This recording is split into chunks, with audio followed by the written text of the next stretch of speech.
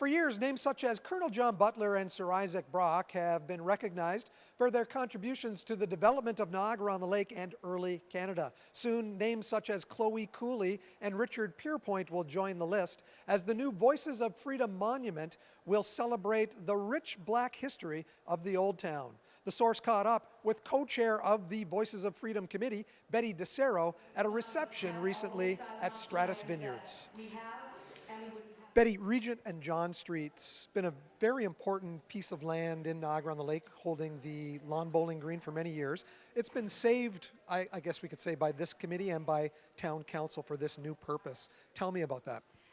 Yes, for sure. Well, 3.5 years ago, the residents just cried that they wanted something special to happen to that location rather than just selling it for two houses.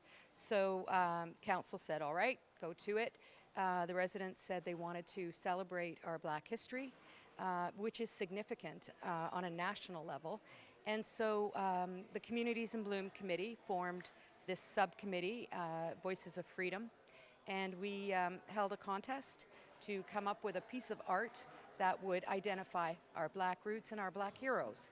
And so we're moving forward with that, and we're very pleased that we're just waiting on the feds. Once they're in, we're a go.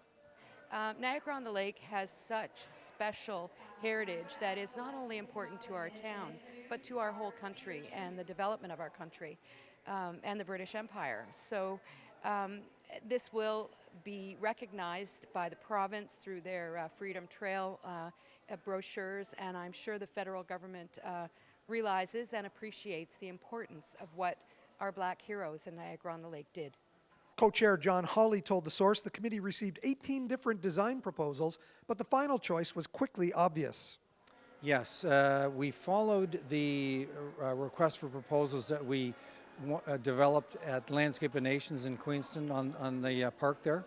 And it was a very good objective process where we solicited proposals from artists across the country to come up with design solutions for the park. We gave them the history. They had to do a lot of homework to understand what the history was, the Black history that we wanted to champion here.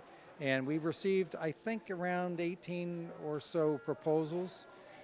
They were all blind, so they came in without any indication who submitted them, which was wonderful. So the full committee reviewed them all.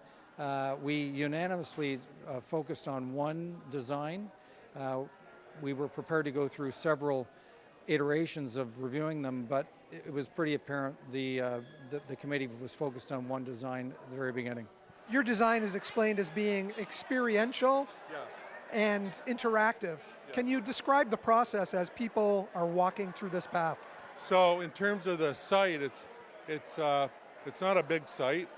You arrive at the entry, and it's fairly straightforward in terms of the main path from your entry point where you see the name of the park and there's some information there, and then you travel through the space to the main feature. That's the main part of it. Then you can experience the rest of the space as a secondary experience. There's a lot of spaces for people to sit and contemplate and talk and use like a regular park. What I'm trying to do is to get people to go there and to actually stop and think about why am I here? What is this all about? And if that happens, it's a successful place. So. Former CBC broadcaster and Hamilton resident Noreen Virgin shared her own personal connection to Niagara as a destination for freedom. My connection is the stories that I've always been told from the time I was a little girl, from my grandmother, from my mother. My great uncle was John Christie Holland, my grandmother's brother. He was the first Black in all of Canada to be named Distinguished Citizen of the Year of a Canadian city. And as a result of that, a Canadian historian and author, Jessie Albetti, wrote a book, and she traced my family all the way back to the west coast of Africa to a place called Cabinda, and my great-great-great-grandfather being snatched into slavery and brought across.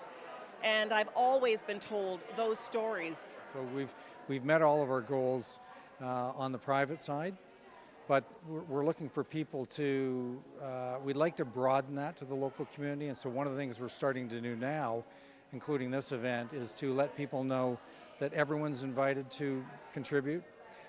small or large, doesn't matter, but we'd really like to see a wide range of contributions across the community. The Voices of Freedom Monument is tentatively scheduled to open this July at the corner of Regent and Johnson Streets in Niagara-on-the-Lake. Your TV will be there to broadcast the event live. Reporting for The Source, I'm Mike Balsom.